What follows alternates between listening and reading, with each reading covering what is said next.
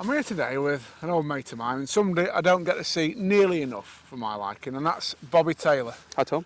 Bobby, we're at Makins at Decoy today, and it's proving a little bit challenging to say the least. Challenging to say the least is the way I'd put it as well, Tom. I'm still optimistic, but Yeah, maybe 1 or 2 bites would be great at the moment, wouldn't it? absolutely. And I just thought, while we're waiting for those bites, it would be the perfect opportunity to have a little catch up with Bobby and maybe talk a little bit about his life in angling, because he's had a mega successful run these last couple of years. He seems to be one of those runs, mate, where everything you touch turns to gold. Yeah, not today, but yeah, I know what you're saying. It's been good. Yeah, I've enjoyed my fishing, Tom, which is I think the most important thing. I've loved doing it and travelling around and fishing, big matches, and yeah, doing well in some of them is always nice as well, isn't it? So yeah, I really enjoyed your the blog you put on Facebook at the end of the year, the sort of Christmas roundup. You said it'd been probably the most enjoyable run to date last year. So let's start with that then. I mean, just talk us through last year. Yeah, like you say, I had a really good year last year. And I think that is, like you touched on it then, and I did briefly, that I think you've got to enjoy your fishing. That's the most important thing, isn't it? And I like really varied, kind of fishing. And I did a bit of silverfish fishing sort of the start of the year. In January, I did a pairs competition with my mate Pete. I actually run it at Monk's, and we managed to win that, which was great. Really good fishing, tricky fishing, like very cat and mouse style fishing, where you're moving around your peg and just catching odd better silverfish. But it's good fishing, and we managed to win that. I think I had 2 lake wins and 2 seconds on the lake, so like brilliant fishing. I drew some nice pegs, as you got to. And then I think after that was qualifier season, as you know. You got to do a lot of travelling around, and I got quite lucky on one of the first qualifiers that the Glebe did. I qualified for the Golden Reel final. Can't remember exactly what lake I was on now. I think I was on Lake 4, I think I was there that day, yeah. I feel like you were there. I saw you after. I think you were with young Tyler, weren't you? Yeah, I remember. I managed to win that match, which was nice. I had a £190 odd pound or £180, I think, which was great. And yeah, then summertime, it was, fishing around different events.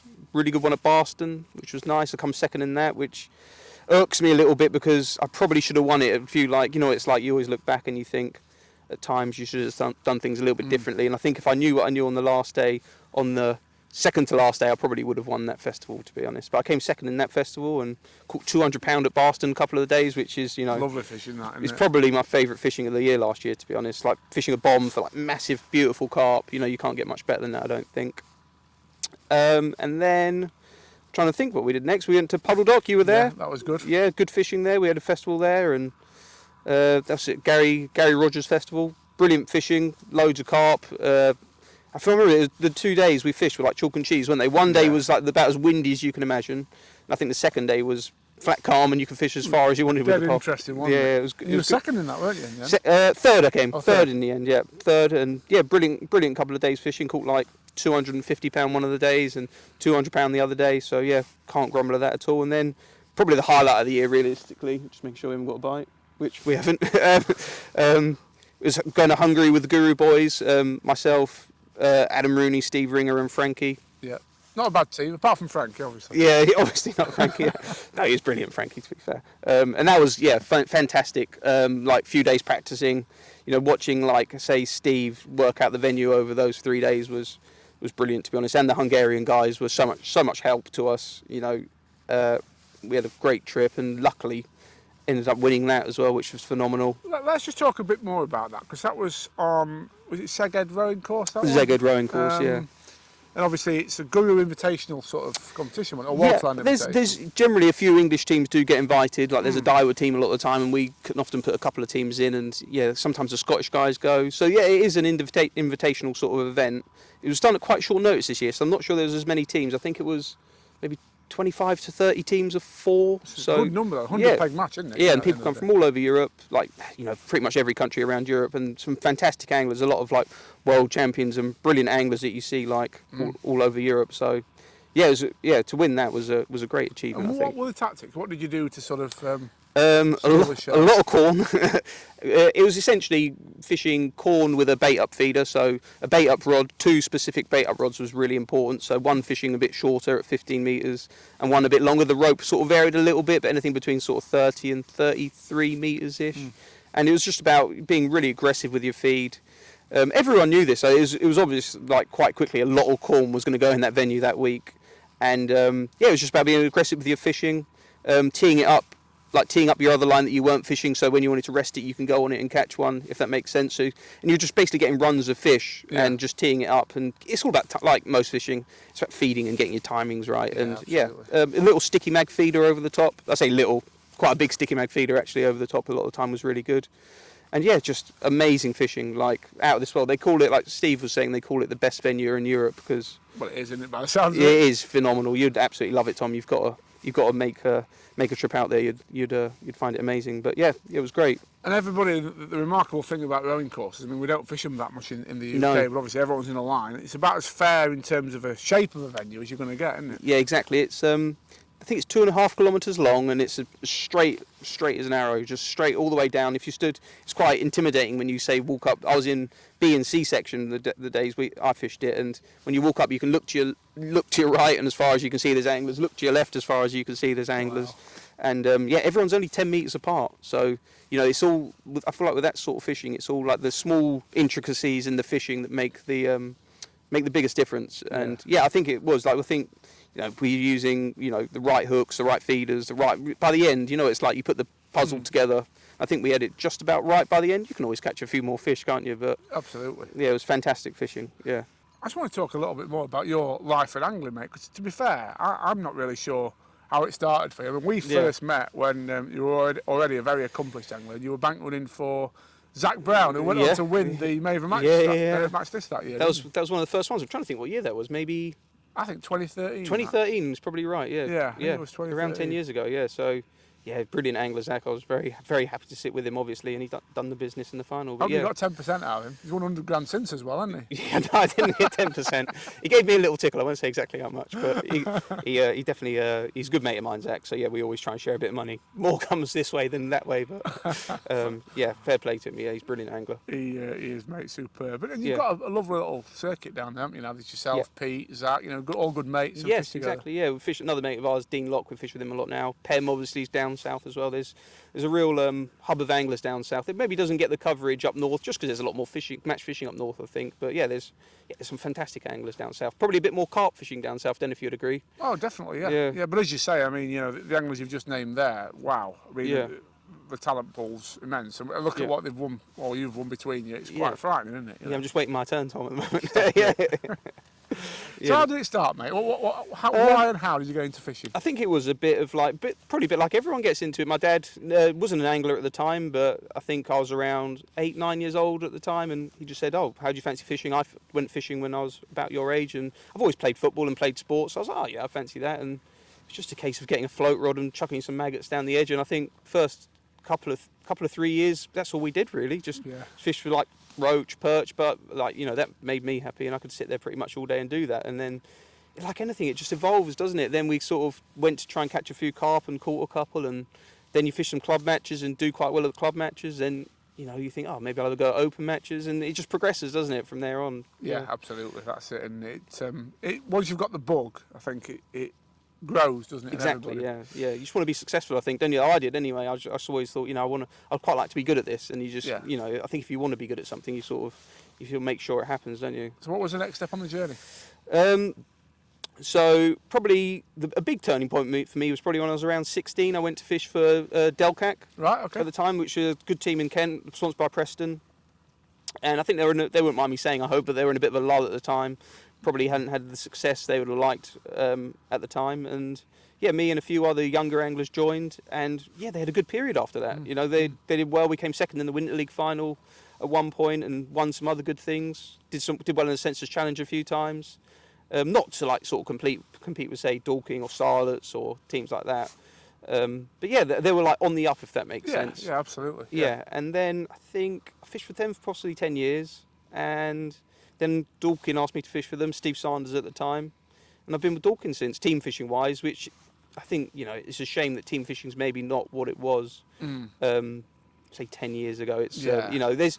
I think I see it as there's so many individual matches now where you can be really successful individually, and there's not as many team matches where you can show that success and make a name for yourself. So it's no surprise, and it's not a bad thing necessarily, I don't think. But team fishing just doesn't get that coverage, does it? It maybe used to. No, absolutely. It's strange, isn't it? How as you said, it's 100% took a back seat. If you talk to most keen youngsters nowadays, they're not interested in team fishing. It's all winning Fishmania. No, exactly. Or... Yeah, but I think me and you are a similar age, and I remember the biggest match in the country when I was sort of in my early 20s. Like, say how old Rob is now, Rob Swan.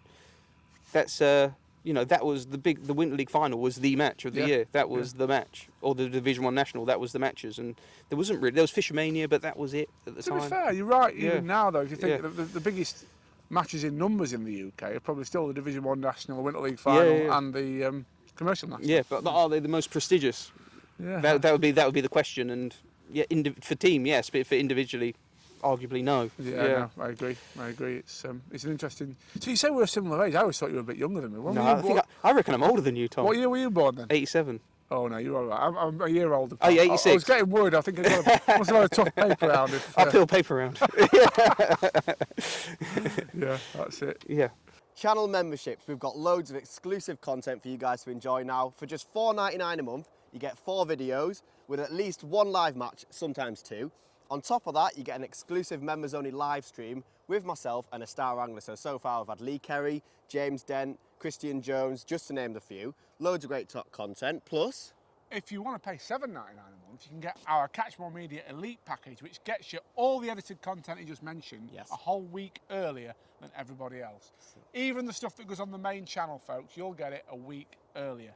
So if you want the real edge over your mates, you want to know the killer edges from the stars before everybody else, that is the package to go for. Get in there first. Go and check it out. You will not regret it. See you over there.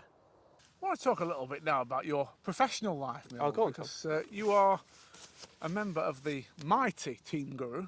You work for them as sort of design type stuff. So I work predominantly with Adam Rooney, doing product design and some graphic design as well. And then we've got like a team of people we work with. So yeah, it's great. I'm very fortunate to work there, with the team we have. So yeah, very lucky.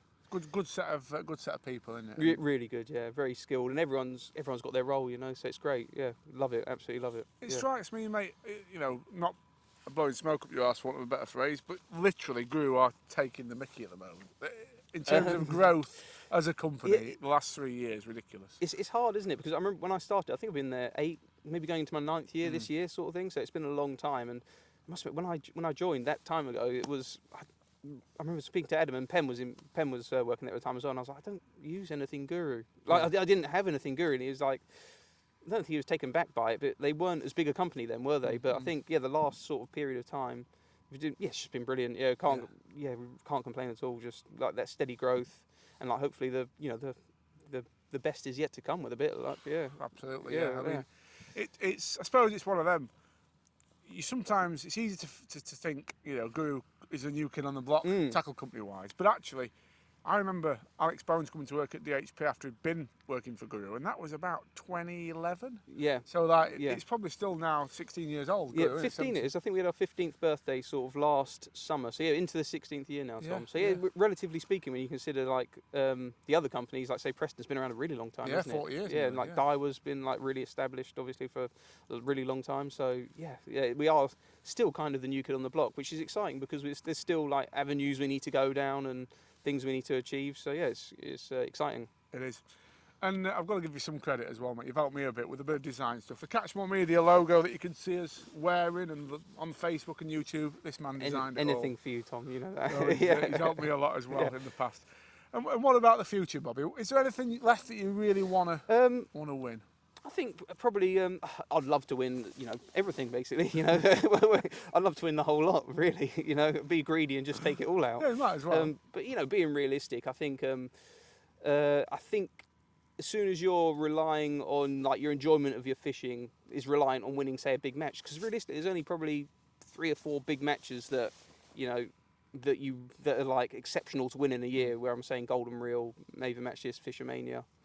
I'd hate to say that if I didn't win one of those in a year, it's not been a successful year because I haven't won one of them, if that makes sense. So I think more than anything, I just want to go enjoy my fishing, keep travelling around, do like varied different styles of fishing, and I think just going forward, I just want to have enjoy it, go with my mates. I don't think it's it should be dependent. Your fishing should be dependent on winning a big match, if that makes sense. No, absolutely. Yeah, even though I'd love to win them all, like that is the end game, the end goal rather, essentially. But I must say, I mean, you compete at the highest level. You are a fantastic angler, and there's every chance you could win, you know, one of the big ones. But something I've always liked about you is, much like myself, you've turned up, you've always had a smile on your face. Yeah. You've got it all in context, haven't you? You know. It's a day out, isn't it, at the end of the day? Yeah. When we're fishing these qualifiers, especially, there's 100 of you there, only one person can win that. Yeah. So, you know, you got to just take it as it comes. If it's your day, it's your day. A lot of the time, it's not going to be, unfortunately. But, yeah, like you say, I think that's the best attitude to take.